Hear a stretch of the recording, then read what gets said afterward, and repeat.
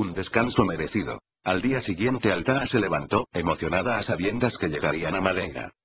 El archipiélago de Madeira está compuesto de 2 islas habitadas, Madeira y Porto Santo, y 3 islas menores no habitadas, llamadas islas desiertas. A media mañana pasaron junto a la isla de Puerto Santo, que es especial, pues Madeira carece de playas de arena, así que el que quiera tomar el sol en la playa tiene que desplazarse a esta isla vecina. Siguieron navegando hacia el suroeste. Madeira se encontraba a 20 millas náuticas, pudiéndose divisar con facilidad, pues la parte más alta de la isla llegaba a alcanzar los 1800 metros. La isla, en realidad, estaba constituida por la parte que sobresalía del agua, de un volcán que surgió en la mitad del océano. En menos de 2 horas ya estaban en el noroeste de la isla, y dado que Funchal, como capital y principal puerto, se encontraba ubicado en el sur de la isla, tuvieron que recorrer toda la costa del sureste. A mitad de camino se cruzaron con el aeropuerto internacional de Madeira, antes llama de Funchal o Santa Catarina. Carlos le comentó como curiosidad que dado que la orografía de la isla es una gran montaña, no existía ningún lugar para instalar un aeropuerto, así que tomaron una ladera junto al mar y ahí construyeron un pequeño aeropuerto. Tan ajustada estaba la pista, que cuando tuvieron que alargarla para los aviones de reacción tuvo que crecer sobre el mar. Así el viajero que llega por primera vez, le resulta bastante impresionante aterrizar en una pista que comienza y acaba en el mar, y el avión vuela a la altura de las casas de los vecinos que están en la ladera. Esta peculiaridad y la dificultad que implica, exige que los pilotos de las aerolíneas tengan que tener un curso especial para aterrizar o despegar. Siguieron navegando paralelos a la costa hasta que divisaron Funchal. Su puerto formaba con la costa una forma alargada abierta hacia el este, justamente por donde ellos llegaban. Se trataba de un puerto amplio para dar cabida a grandes buques. Dentro de este puerto se encontraba el puerto deportivo, cuya ubicación resultaba perfecta, pues estaba situado justamente en medio de la ciudad, delante de un viejo fuerte blanco. En ese momento, cuando recorría esa última media milla, sintieron la emoción de la travesía que habían realizado y comenzaron a felicitarse. Indiscutiblemente para Carlos y Altaa se trataba de una gran aventura. Incluso para Marcelo, a pesar de tener mucho mar en el cuerpo, también se sentía muy satisfecho, pues recorrer 600 millas de mar abierto en un barco construido por uno mismo no estaba exento de mérito. Atracaron con comodidad y al exhibir sus documentos de identidad española, el guardia no hizo ninguna pregunta más sobre el Albatros. Madeira como isla recibía todo tipo de barcos y no era cuestión de negar un atraque por formalismos y enviar al navegante de vuelta al medio del océano. A la satisfacción de la arribada se les unía la de recobrar ciertas comodidades, pues la estancia en el Albatros durante 6 días les hizo recordar la necesidad de una buena cama, una ducha o poder tomar algo caliente. De forma unánime decidieron coger un hotel para pasar el tiempo que estuviese en Funchal. Escogieron uno situado en medio de Funchal. Altaa cogió una habitación y Carlos y Marcelo otra conjunta. Se fueron a las habitaciones para descansar y se vieron después de unas horas en la cena. Altaa no dejaba de manifestar su felicidad por la ducha que se acababa de dar, felicidad que completaría cuando pudiese dormir tranquilamente sin el concierto de ronquidos que Marcelo o Carlos le gritaban cada noche. Ellos la miraron y sin ofenderse y le dejaron que disfrutase del momento. Eran plenamente conscientes que a partir del segundo día de navegación Altaa se acostumbró a la convivencia y a partir de ese momento dormía a pierna suelta, con independencia de las olas, del motor y de los ronquidos. La cena supuso una venganza, después de estar casi una semana comiendo frío a base de fruta, latas y bocadillos. Se regocijaron primero con una sopa caliente y después con una buena carne, incluso al llegar al postre pidieron algo caliente. Brindaron en varias ocasiones por la travesía realizada, se podían considerar con suerte por haber navegado con el Albatros 650 millas en mar abierto sin incidentes. Entre el vino y la emoción, Altaa se iba poniendo cada vez más eufórica. Esto hay que celebrarlo. ¿Cuál es el plan de esta noche? Yo me pienso coger una buena tajada, respondió Marcelo sin pensarlo. ¿En serio quieres emborracharte? Sí, claro. No te he visto beber ni un solo día en el mar. En el mar no bebo nunca. Hay que conservar toda la concentración y la fuerza. Yo pensé que los marineros tomabais ron y estas cosas. Tú has visto demasiadas películas de piratas. En la mar no se suele beber, hay un dicho que lo deja claro. Cuando al marinero le dan de beber, o está jodido o lo van a joder. ¿Y eso qué significa? Que solo le daban de beber cuando tenía una lesión, para que aguantase el dolor o, para animarlo a hacer algo arriesgado. O sea, que en el mar eres abstemio, y cuando bajas a tierras te resarces. Lo has pillado. Y entonces, tu diversión consiste en beber hasta ponerte borracho como una cuba. No, tampoco. Eso es de borrachos. Bebo hasta perder todo el sentido de lo que me rodea, hasta que solo veo el presente inmediato, y con un poco de música se alcanza un estado como de trance interesante. Pero sin llegar a perder el control. Bueno, bueno con Marcelo. Exclamó Altair. Se nos ha puesto metafísico con una borrachera. Vete a rascarla, Altair. Si hablo mal, ¿por qué mal? Y si bien, ¿por qué bien? Bueno, perdona, no era por meterme contigo, es que me ha hecho gracia. Yo cuando me he cogido una buena tajada nunca pensé en eso. Oye, tal vez me puedas enseñar. No hay nada que enseñar. Bebes y ya está. Imagino que habrás ido de copas muchas veces. Sí, pero siempre con los amigos en plan salir. Nunca he ido a propósito para cogerla, ni buscando ese punto de nirvana. Entonces, mejor no busques lo que no necesitas. Es que hoy estás que te sales. Si pareces un monje budista dando consejos. Lo miró a los ojos mientras levantaba la mano, pero espera, no te lo tomes a mal, es que me hace gracia, pero lo digo en serio, un día es un día y me gusta experimentar ese estado a propósito. Pues no hace falta que te enseñe, solo tienes que beber hasta que te haga daño. Y la próxima vez un poco menos, así hasta que alcances tu punto de equilibrio. Ese tipo sistema de aprendizaje a base de prueba y error, apuntó Carlos. Tiene el defecto de tener que beber muchas veces y caer en los extremos, antes de aprender. En este sentido estoy conforme con Altair en que le enseñes, tú debes de actuar como un sistema experto. Altair los miró desconcertada. Me siento como si tuviese que ser programada, tampoco es para tanto, me basta con algún consejo. Marcelo la miró, claudicando, pues si no optaba por darle algún consejo la tendría que aguantar las siguientes horas. ¿Un consejo quieres? Pues bebe despacio. En general el alcohol tarda unos 20 minutos en hacer efecto, y más de una hora en ser eliminado. Así que si bebes deprisa cuando comiences a encontrarte mal, en realidad seguirás absorbiendo alcohol en la siguiente media hora y estarás cada vez más borracha. Si bebes despacio, cuando cojas el punto paras. Si lo haces así, podrás seguir manteniendo un par de horas, claro que tampoco es cuestión de batir ningún récord, nunca te pongas objetivos absurdos. Ha estado bien, seguro que conoces más, ¿qué bebidas aconsejas? A mí me gusta comenzar la cena con vino, seguir con un martini y después ya se verá. Pues así vas mal. Lo mejor es no mezclar. En cuanto a las bebidas, los mejor son bebidas secas que otras con mucho azúcar como el anís. También te aconsejo alcohol lo más limpio posible como el vodka o la ginebra. Pues nada, lo mejor es pasar a la práctica. ¿Te apuntas, Carlos, a una borrachera, descontroladamente controlada, dirigida por nuestro maestro Zen Marcelo? Sugerente sin duda, pero no gracias, respondió Carlos con una sonrisa. Uno de los recuerdos que me ha dejado la empresa, es una úlcera de estómago. La tengo que controlar, así que muy poco vino y solo con las comidas y por la noche antes de acostarme una manzanilla, si respeto este protocolo entonces no me molesta y duermo bien. En definitiva me he vuelto epicúreo. ¿Qué te has vuelto qué? Preguntó Altair, mostrando que no tenía ni idea de qué era eso. En la Grecia antigua los hedonistas buscaban el placer, pero también estaban otro grupo de filósofos, los epicúreos, que también buscaba el placer, pero se dieron cuenta que si se excedían producía dolor, así que se volvieron muy moderados viviendo de forma modesta, pues de así alcanzaban la máxima felicidad. ¿Qué cosas, si es que hay gente rara para todo?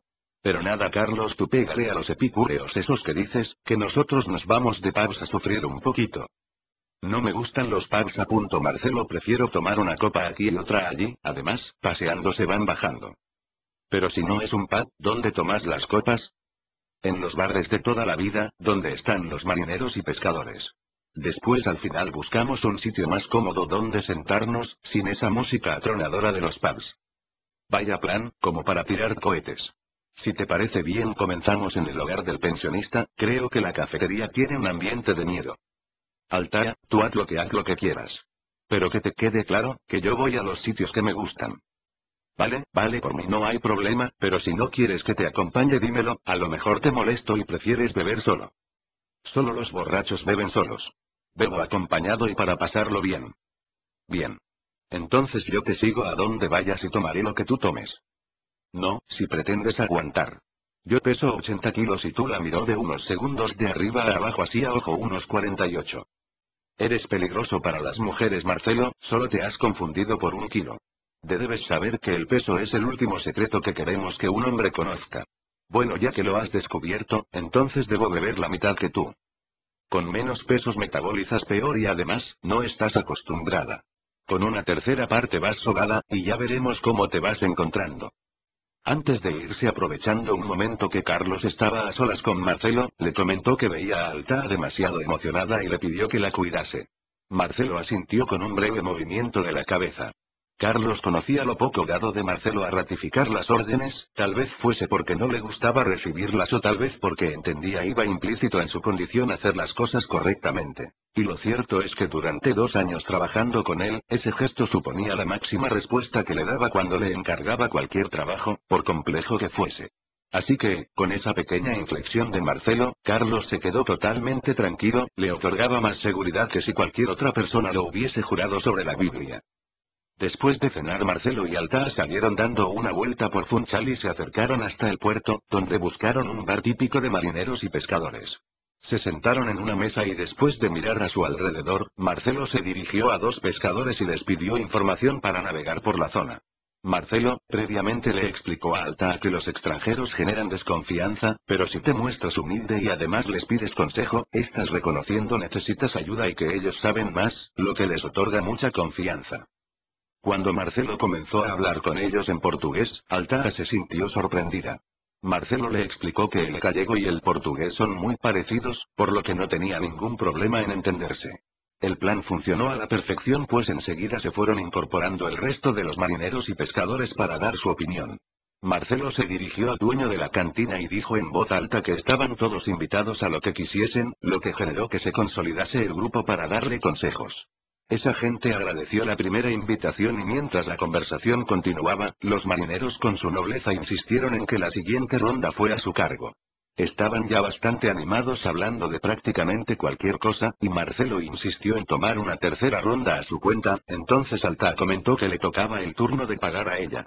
Todos la miraron extrañados, eso de dejarse invitar por una jovenzuela, que podía ser la hija de cualquiera de ellos, no entraba dentro de sus planes. Marcelo, plenamente integrado con los pescadores, hizo un ademán con la mano, como que no le hicieran ni caso a la niña, y se ocupó él de pagar la ronda. Alta, lejos de molestarse, contemplaba con beneplácito lo feliz que se encontraba Marcelo, estaba claramente en su mundo, con su gente de toda la vida, compartiendo la bebida y comentando sus cosas del mar. Bajo los efectos eufóricos de las copas, se despidieron entre abrazos, como si fuesen amigos de toda la vida, deseándoles una buena navegación y Marcelo a ellos una buena pesca. Alta estaba asombrada. El antisocial de Marcelo, en menos de 2 horas se había ganado como amigos a todos los del bar, además, tal y como se despidieron, seguro que no dudaban en ayudarles en todo cuanto pudiesen si así surgía la oportunidad. Sintió envidia, ella se lo pasaban muy bien de pubs y sin duda hacía amigos, pero de esos de una noche y si ibas con un problema al día siguiente, si te he visto no me acuerdo. El espíritu en esa taberna se evidenciaba mucho más franco y noble. Esto le hizo prometerse que nunca volvería a despreciar un bar de pescadores, incluso cuando volviese a Tenerife, se daría una vuelta para conocerlos. Ya en la calle, claramente Alta mostraba los efectos del alcohol y resultaba imposible quitarle esa sonrisa de oreja a oreja.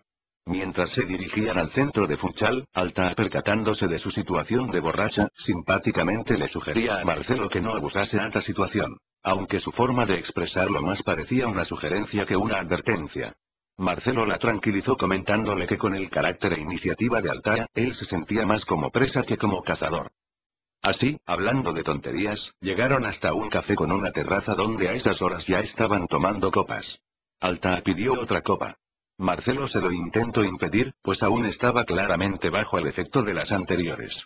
A pesar de las advertencias, Alta insistió en tomarla y la noche no duró mucho, pues el alcohol hizo efecto más rápido de lo previsto y apenas se mantenía en pie. Marcelo decidió acabar la noche y llevarla al hotel que no se encontraba lejos. En el camino de regreso Alta daba muestras de perder el equilibrio, así que la cogió por los hombros. Lentamente iban avanzando por la calle, y mientras Marcelo casi la arrastraba ella insistía en cantar una canción de moda. Alta se despertó de un sueño profundo con una resaca considerable. Durante unos segundos no tenía ni idea dónde estaba, al ver la habitación fue recordando todo. No dejaba de sorprenderse de cómo diablos acabó en una isla en la mitad del océano después de llegar en un barco construido por ellas y unos amigos que hasta hacía 2 meses prácticamente ni conocía.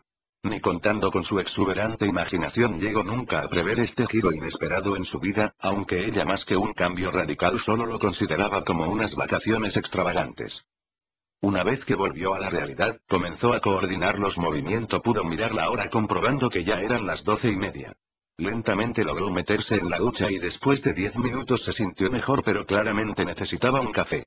Bajó a la cafetería del hotel y se encontró con Carlos leyendo la prensa, que cuando se percató de su presencia, con total parsimonia, la miró, dobló el periódico y lo dejó en la mesa para prestarle atención. Parecía el típico inglés flemático impasible ante todo lo que le rodeaba. ¿Qué tal ayer?, le preguntó con curiosidad. Por la cara que tienes, pareces Orfeo regresando del reino de los muertos. Debió de ser una noche antológica. Sí, estuvo bien. Pero tengo una laguna. No recuerdo nada a partir de cierto momento. Bueno, lo importante es que estés bien ahora. Sí, pero es que no recuerdo cómo acabé la noche con Marcelo. Hasta donde yo sé no ocurrió nada entre los dos. Aunque a partir de un momento ya no recuerdo nada. Pero yo me conozco, con un par de copas todos los hombres me parecen guapos.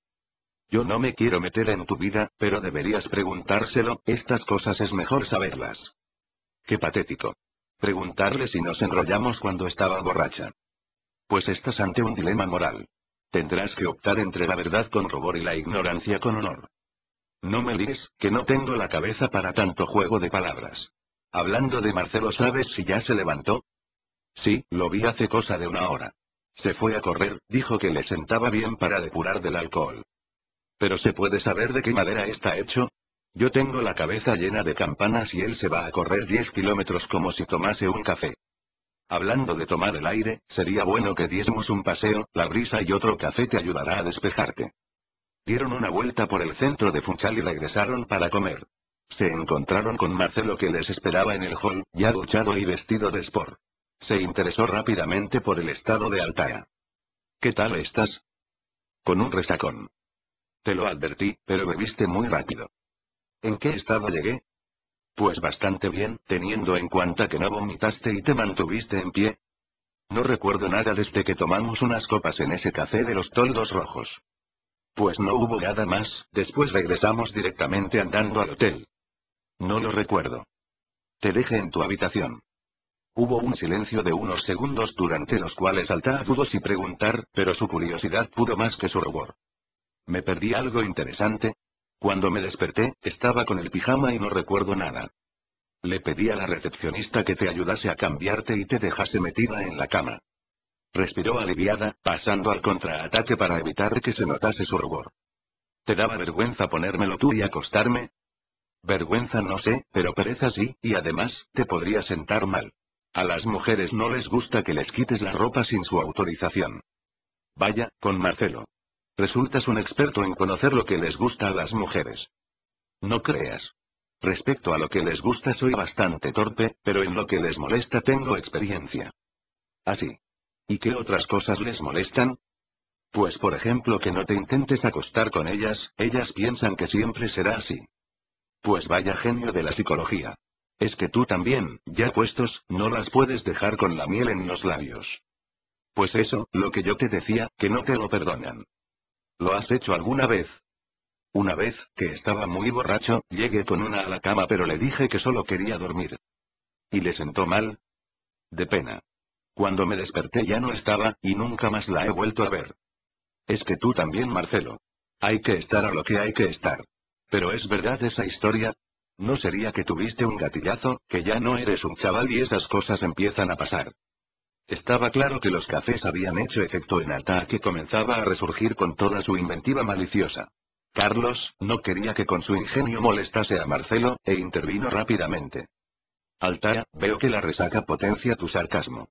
Marcelo cuido de ti como yo le pedí, así que deberías darle las gracias y dejar de meterte con él. ¿En serio le pediste que cuidase de mí? Sí. Pues anda, que me espera una buena juerga con vosotros dos. Con un padre preocupado por mi vida y un hermano mayor para cuidarme. Marcelo la miró. Te confundiste de barco, el de las orgías salía de otro puerto. Tampoco es eso, lo que ocurre es que hay que moveros un poco, animaros, falta el espíritu de la diversión. Os veo un poco apagados, esta es la mayor aventura de mi vida y queréis que no la disfrute.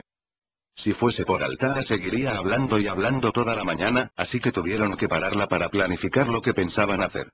Altaa se inclinaba por el turismo, pero Marcelo insistió en que antes de nada debían ocuparse de equipar al Albatros, que en materias de seguridad adolecía de graves carencias, después ya tendrían tiempo de conocer la isla.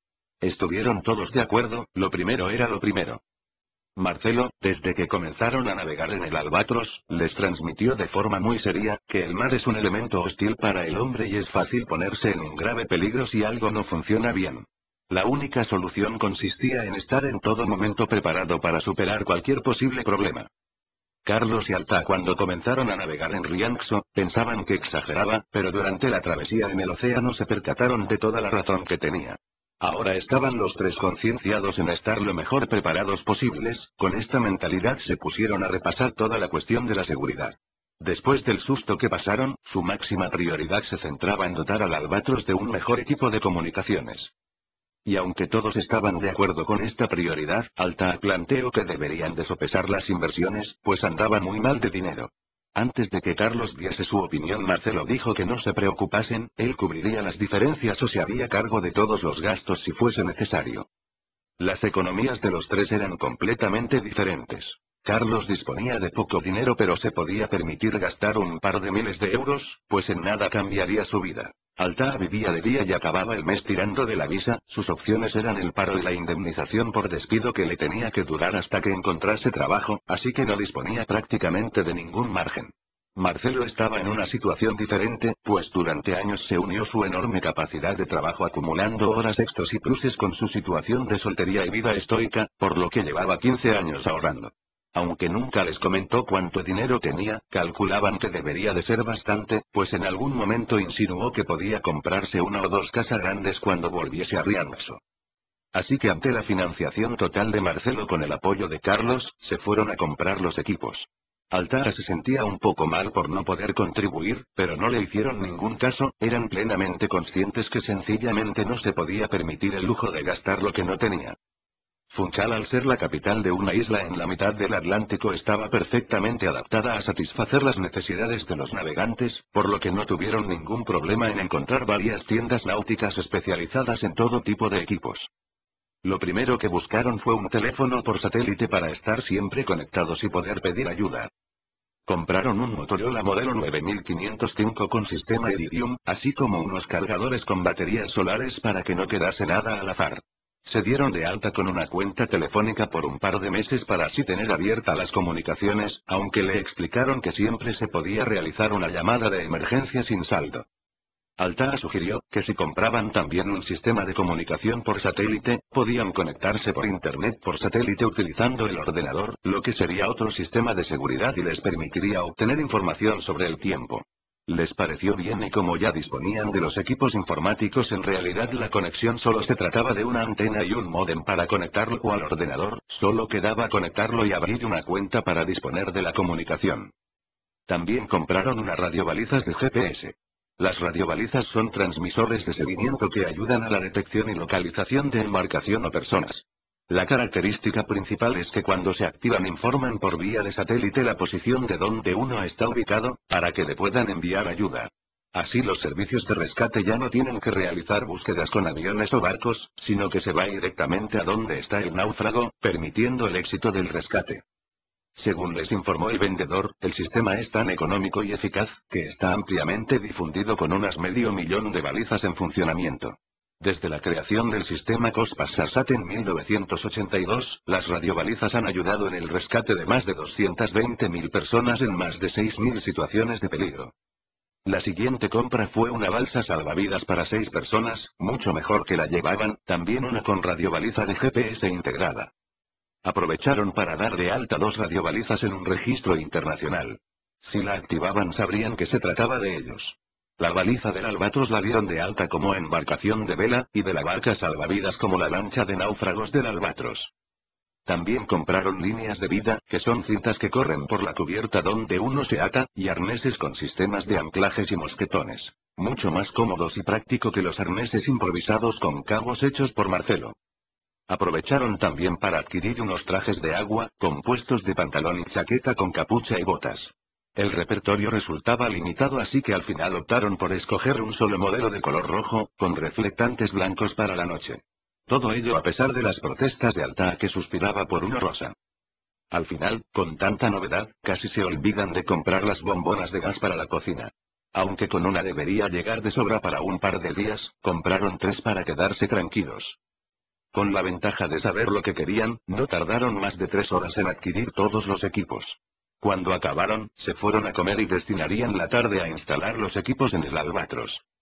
Instalar todo ese equipo fue muy sencillo y apenas tuvieron que poner un cable para la antena y algunas conexiones para los ordenadores. Cuando acabaron, Altaa se llevó los equipos a la habitación del hotel, para aprender a manejarlos antes de volver a embarcar. Esa noche Altaa sugirió a Marcelo que saliesen de copas, pero él declinó la invitación, aunque aceptaría tomar un vino en una terraza. Le explicó que le gustaba salir y beber alguna vez, como por ejemplo para celebrar una buena travesía, pero eso de beber por sistema no iba con él, eso solo resultaba característico de borrachos o de jovenzuelos aburridos. Tenía muy claro que en Madeira ya había cumplido con la tradición, de tal forma que hasta otro nuevo puerto no volvería a ir de copas. Altaa sintió curiosidad en saber en qué ocupaba su tiempo de ocio, consciente que las relaciones sociales no eran su fuerte. Él contó que se entretenía en leer, ver películas o escuchar música, habitualmente solo. Le sorprendió esta forma de ser de Marcelo, su vida resultaba mucho más tranquila y positiva de lo que creía. Eso también explicaba sus grandes conocimientos, pues por mucha memoria que tuviese, estaba claro que necesitaba tiempo para adquirirlos. En un solo día habían completado casi todas las necesidades del Albatros. Solo les quedaba abastecerse de comida, agua y gasoil, pero eso lo dejarían para el último día de estancia en la isla, así que ahora ya podían centrarse en conocerla. Al comenzar el segundo día, desayunaron temprano y después Altaa se fue con Marcelo a la oficina de turismo, mientras que Carlos compró en una librería varias guías de Madeira, y reunidos a media mañana comenzaron a analizar todo lo que la isla les podía ofrecer. Una particularidad de Madeira es que desde las montañas construyeron canales de agua para las plantaciones y las poblaciones. Estos canales son llamados las levadas y dado que mantenía una inclinación suave, para controlar el flujo del agua y se convirtieron en caminos ideales para pasear. Estos caminos están perfectamente catalogados, con abundante información de cómo llegar así de su dificultad y tiempo de duración. A todos les pareció bien ese tipo de excursión, pero no estaban de acuerdo en cuál elegir. Marcelo quería ir a la más exigente, pero Carlos no tenía ni de lejos la resistencia física de Marcelo. Altaa apoyó a Carlos, pues aunque era la más joven y animada, pero tampoco estaba acostumbrada a realizar grandes esfuerzos. Acordaron optar por la prudencia y comenzar con el más sencillo. Escogieron la levada 2 Furado, literalmente el camino del agujero, siendo una de las levadas más conocidas. Con una dificultad mediana, una distancia de 12 kilómetros y un tiempo estimado de 4 a 5 horas. Los llevaron en autobús hasta Río Frío, donde se encontraron con una piscifactoría de truchas en medio de la montaña. Un lugar precioso rodeado de magnífica vegetación. Salieron por un camino bastante ancho rodeado de una vegetación preciosa, aproximadamente 1,5 kilómetros llegaron a un mirador llamado Os Balcões, literalmente los balcones. Desde ahí se apreciaba la vista de las típicas montañas de Madeira, escarpadas y con valles que formaban un conjunto magnífico. Siguieron por la levada y el camino se estrechaba hasta lo que es el propio muro de la levada con apenas unos 20 centímetros, por el que debían caminar con precaución, pues a la izquierda la ladera muy pronunciada entre árboles y a la derecha estaba el conducto del agua, aunque esta opción resultaba menos arriesgada pues solo entrañaría como mucho una rozadura y mojarse la pierna. El camino en ocasiones atravesaba la levada entre piedras y se estrechaba como si fuese un pequeño desfiladero. La parte cómoda es que el camino no tenía pérdida y siempre seguía la levada. Al parecer el nombre de la levada Furado, o agujero, proviene que la levada pasa por unos túneles debajo de la roca. La vegetación no dejó de sorprenderlos con árboles de todo tipo, incluso algunos que surgían el horizontal a ras de suelo y después se erguían, que eran utilizados por todos los turistas para hacer la foto preceptiva. Llegaron finalmente a Santo de Serra, donde cogieron un autobús de regreso. Carlos estaba cansado, la falta de costumbre de caminar hizo que le costase acabar, mientras que Altaa y Marcelo estaban perfectamente. Cansancio aparte, los tres regresaron totalmente emocionados por el paseo y la grandeza del paisaje. Así que sin pensarlo, en el hotel se pusieron a planificar otra caminata para el día siguiente. Para una nueva ruta escogieron la levada del Risco y de las 25 Fuentes. Con una distancia de 11 kilómetros y unas 4 horas previstas. A diferencia de la anterior levada, esta se mostraba un poco más dura, pero lo compensaba unas vistas y unas cascadas de agua magníficas. De nuevo el conjunto del paseo, las cascadas y las vistas les dejaron encantados. La única parte un poco negativa, es que Carlos, al igual que paseo anterior, lo pasó mal para acabar. Estaban tan emocionados, que si pudiesen harían todas las levadas de Madeira, pero lo cierto es que tampoco tenían previsto quedarse tanto tiempo, así que optaron por hacer solo una más. Cuando se levantaron, aún no se habían puesto de acuerdo sobre cuál sería su última caminata. Aprovechando el desayuno desplegaron en la mesa el mapa de la isla con todo el conjunto de levadas. Optaron por elegir algo diferente como la ascensión al pico más alto de Madeira llamado Pico Ruivo con 1861 metros. Se puede llegar hasta las inmediaciones del coche, después hay que caminar por el lomo de la cordillera unos 2,5 kilómetros hasta el pico. Este reducido recorrido, a Marcelo le resultaba demasiado corto. Vio en el mapa que desde ahí se accedía al segundo pico de la isla, llamado Pico do Arieiro con 1816 metros, por medio de un sendero a 6 kilómetros. Y se podía enlazar con otro lugar llamado Veda da Encumiada a 8 kilómetros de marcha. Con este recorrido completo de más de 20 kilómetros, resultaba un reto respetable como despedida de la isla. Carlos declinó el ofrecimiento, hacía más de 30 años que no practicaba deporte, y las caminatas de los días anteriores ya le habían costado bastante. Ahora se encontrarían en la montaña a 1800 metros donde solo se dispone de un 70% de oxígeno. Consciente de sus limitaciones, les prometió que solo les garantizaba hacer el primer tramo, pero no tenía ningún problema en que ellos lo intentasen, él les esperaría. Una cualidad destacable de Carlos, era poder absorberse en sus pensamientos en cualquier lugar, de tal forma que no se aburría aunque tuviese que esperar durante. Para no tener problemas con el transporte decidieron alquilar un taxi que les lleva si les espera para el regreso. Negociaron con el taxista que le pagarían 100 euros por estar con ellos esas horas. Se prepararon además, con ropa de abrigo y con agua y algunos alimentos, así como el pequeño GPS que utilizaron como mapa y brújula. En todas las guías de Madeira avisan que en el macizo montañoso, hay fuertes variaciones de temperatura, chaparrones y vientos intensos, y que la telefonía móvil no cubre toda la zona por los escarpados montes, así que hay que ir bien preparado. Después de 10.000 curvas, como moderadamente describió Alta el trayecto, llegaron al aparcamiento de donde salía el camino para el Pico Ruivo. Caminaron por el sendero subiendo a lo largo del lomo, que separa las laderas de Faial de las de Santana, por lo que proporciona del lado izquierdo magníficos paisajes sobre el valle de Ribeira Seca, encimada por el Pico das Torres y al fondo el Pico do Arieiro. Como se trataba del punto más alto de la isla también se divisaban la Sierra de Santa con el parque forestal de Queimadas y otras zonas. Al bajar, después del refugio Acharadote y Xeira fueron hasta el Omemempe, formación rocosa basáltica. Realmente peculiar, parecía como una serie de estatuas parecidas a las de la isla de Pascua.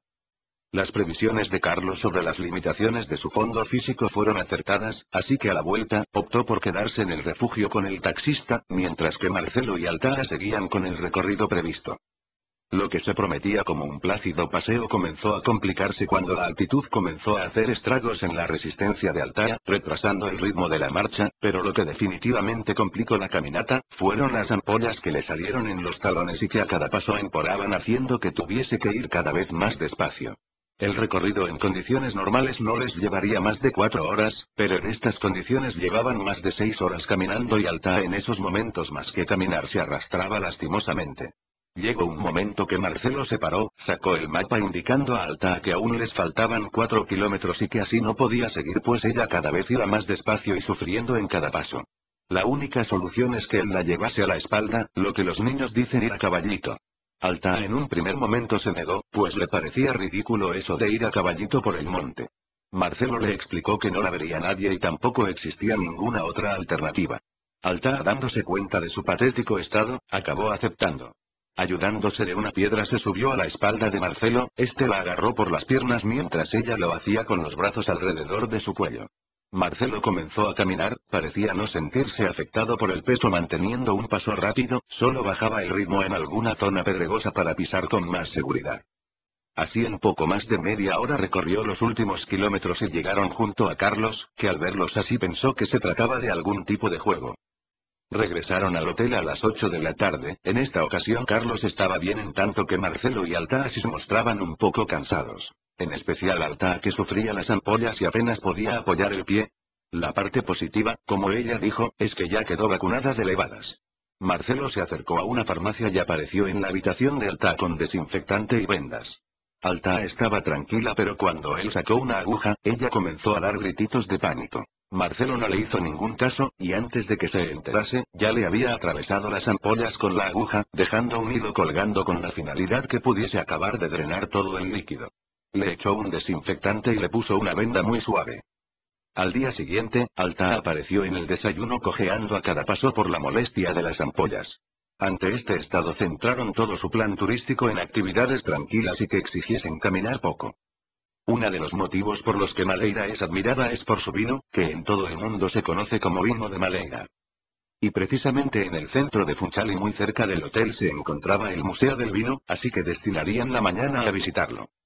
Al entrar en sus locales, que pertenecieron a un convento, lo primero que vieron fue toda la maquinaria para elaborar el vino, después visitaron la bodega, donde se madura el vino y se conservan algunos que se remontan al siglo XVIII, y por último estuvieron en la sala de cata de vinos, aprendieron que el proceso de producción del vino de Madeira que se diferencia de otros vinos del mundo, consiste en que combina dos características especiales. La primera, es un método denominado estufaje que consiste en calentar de forma artificial estos caldos. Se consigue de este modo un doble efecto. Por un lado el vino se conserva mejor y durante más tiempo y por otro, el calor carameliza el azúcar del mosto y otorga al vino un agradable aroma tostado.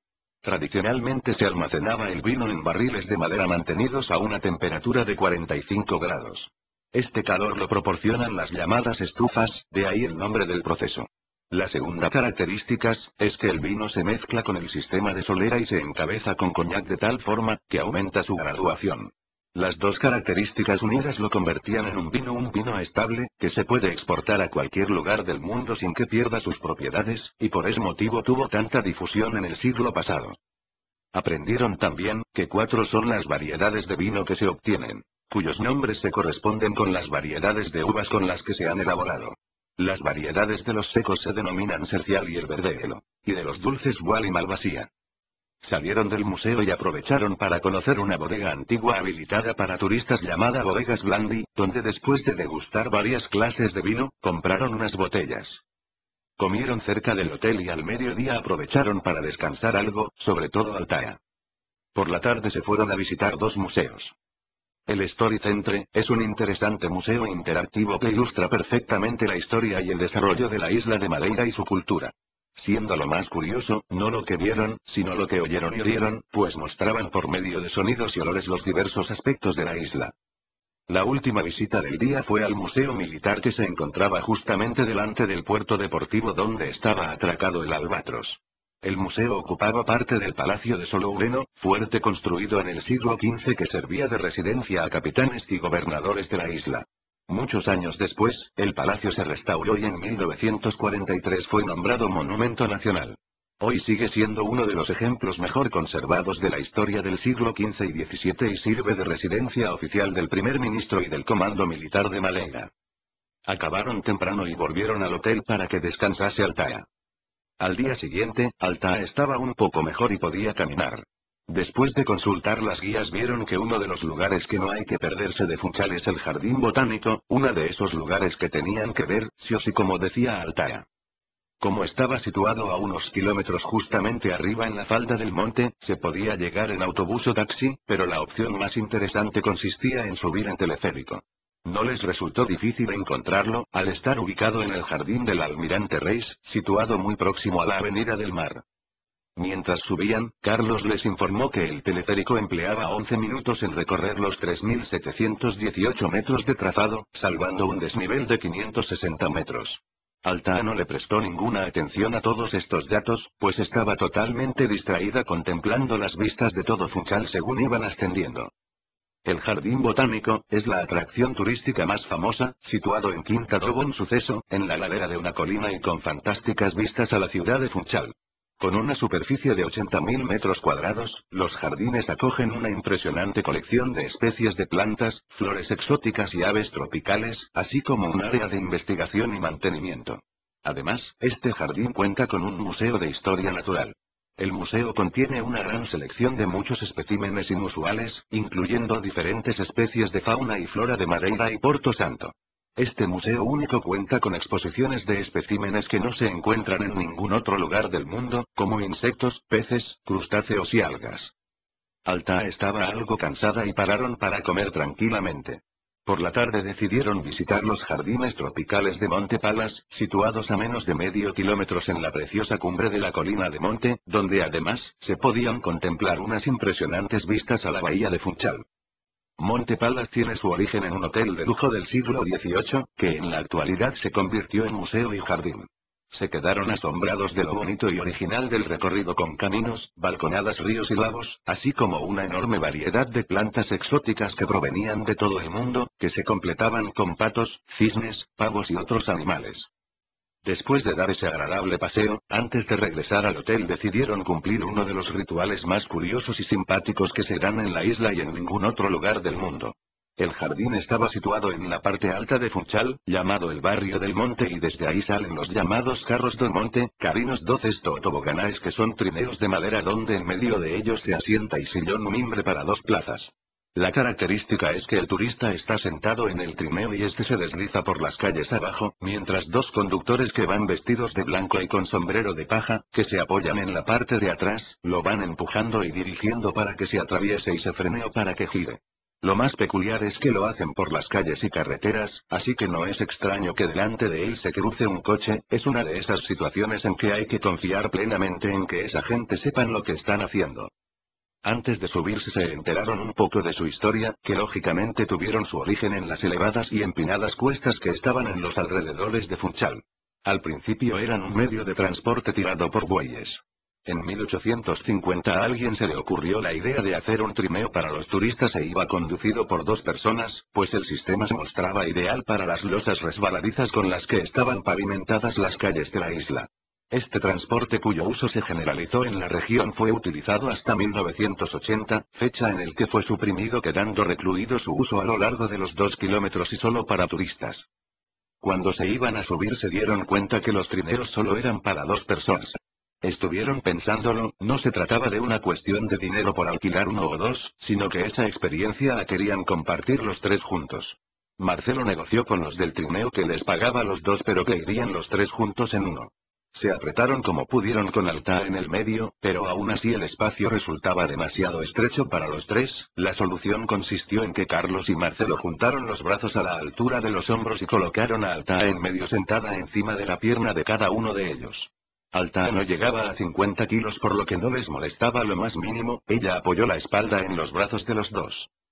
Mientras bajaban las calles deslizándose, iban esquivando a los coches, entre los gritos de Alta, que disfrutaba como si fuese una niña de 10 años subida por primera vez en un tío vivo. Les sorprendió ver en una esquina un joven local haciéndoles unas fotos.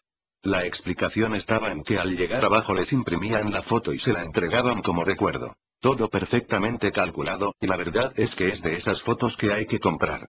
Alta estaba tan emocionada que no se conformó con una, le pidió 2 copias más. La imagen de los tres juntos, con Alta sentada en el medio con la sonrisa de oreja a oreja, resultaba entrañable. Regresaron al hotel a media tarde satisfechos del día tan agradable que habían pasado. Comentaron que aunque estaban disfrutando plenamente de sus días en Madeira, lo cierto es que les quedaba todo el viaje de vuelta. Además, después de estas especiales vacaciones, tendrían que rehacer cada uno sus vidas. Conscientes de esta situación, tenían que planificar el regreso cuanto antes. Lo primero sería concretar qué ruta debían seguir, pues a diferencia de la ida, podrían ir hasta Portugal y subir hasta España en paralelo a toda la costa. Habían asumido que cuando regresasen a Galicia precintarían el Albatros, así que si por si los detenían subiendo por Portugal, lo único que perderían sería 1 o 2 días de navegación. Marcelo extendió en la mesa una carta náutica que abarcaba toda la parte del Atlántico con la costa de España, Portugal y África hasta Cabo Verde. Alta se dio cuenta que las Islas Canarias, situada al sur, resultaba la tierra más cercana a Madeira.